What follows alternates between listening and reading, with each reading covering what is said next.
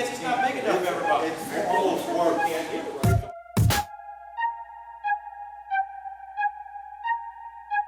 The governor said the other day on the television, we're going to study it for a year and we'll see how it comes out. We ain't got a year wait for We don't have a year. We getting flooded of poison water in the lake.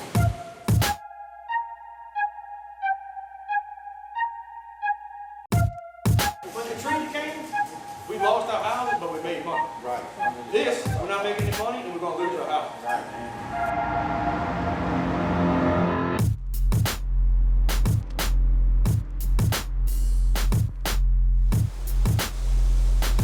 The crab industry is going down every year. Chris Pomez has been fishing out here since he was a teenager. Every time they open up the Bonner Carrier spillway, the water's so bad they don't catch no crabs. Everybody's frustrated because it seems like nobody's hearing what we're saying. He wants someone to listen to their cries. When I leave here today, this evening, I'll be reaching out to the leadership in St. Bernard as well as St. Tammany. Okay, I would definitely be calling our mayor up as well as our congressman. For those back towards downtown and everything, for those to understand your frustration, why would they be affected by what's happening out here? Let me tell you, Louisiana, seafood is the backbone of Louisiana. If you lose the seafood, you ain't got no more New Orleans. You ain't got no more Louisiana like it should be. And it's slowly slipping away.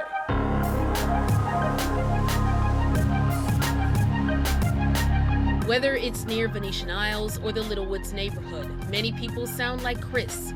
They feel forgotten by the city and everyone else around them.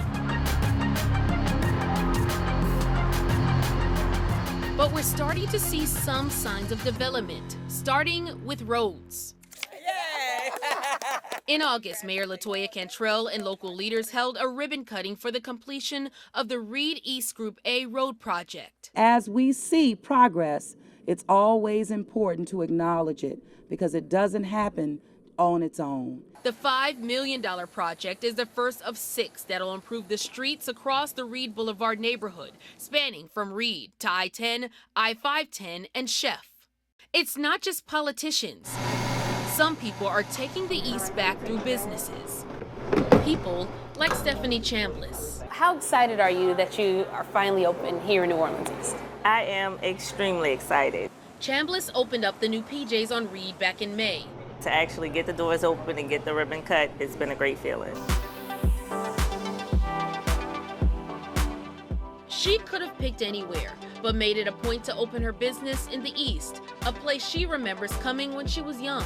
My family, we like to skate, so we would go to the skating rink on Chef Mentor on Sundays. That was kind of our family thing. Walk around her shop and you'll see she's made it a community commitment.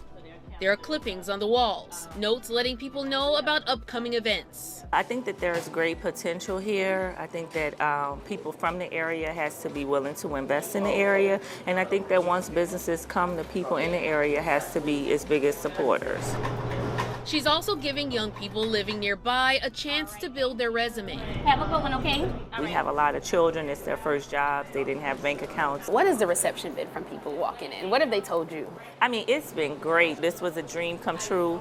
You know, I'm really blessed to be living my dream. She's not the only one with big dreams for the East either. The East, even though it may seem like it doesn't have a lot to offer, it does. In Mary Adam Thomas's office, she showed us her vision.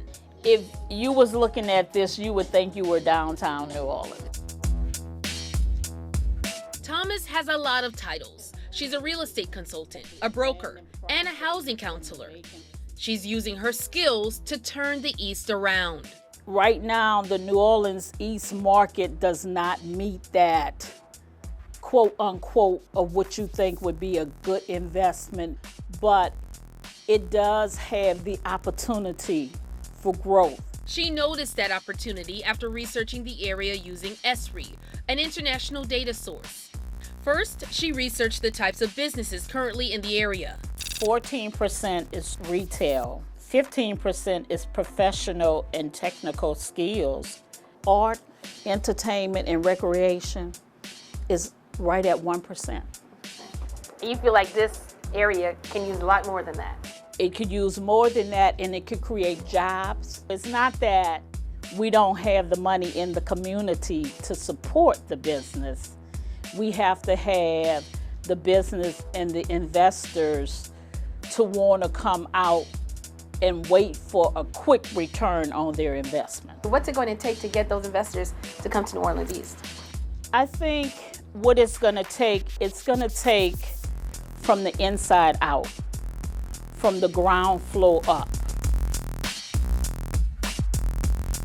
She's teaming up with Southern University at New Orleans to create a program that'll help small business owners boost their credit scores. The goal, spur economic growth.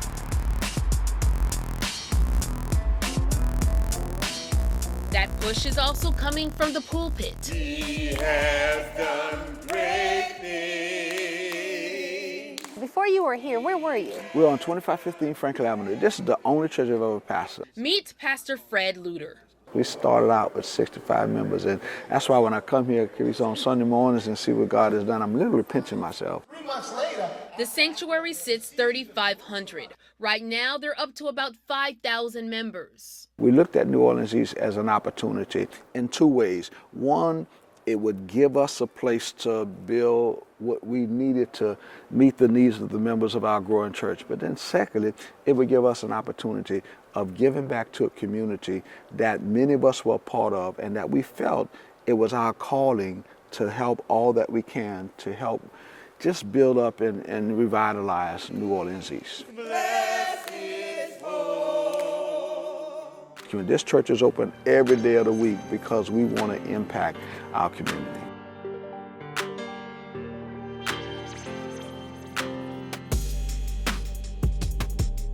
During this entire series, we've spoken with people who are angry, tired, fed up with crime, empty buildings, and broken promises. But they're also resilient and determined to make the East thrive again. Our community stayed together this long, fought together with this long, so we believe that there's a purpose here. It's that purpose and spirit that'll keep them fighting for a brighter future, no matter how long it takes. In New Orleans East, I'm Carice Jack.